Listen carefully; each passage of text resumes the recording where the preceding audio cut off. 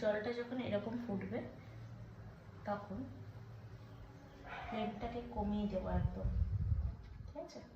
কমিয়ে দিয়ে ডিমটা এইভাবে ছাড়িয়ে দেবে যাতে গোটা থাকে, আস্তে করে ডিমটা দিয়ে দেবো।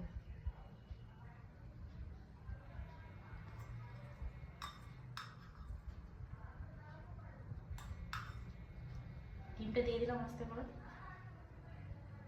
ঠিক আছে? এবার এটাকে দিয়ে ঢাকা দিয়ে দেবো। ফ্লেমটা কিন্তু ওরকমই থাকবে, ঠিক আছে?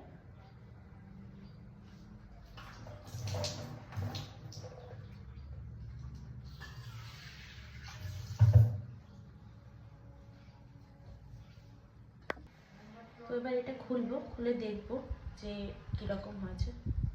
এই দেখো একদম পুরো। এটা আমি একটু হেভি করে বানালাম, একটু বেশিক্ষণ বয়েল করলাম।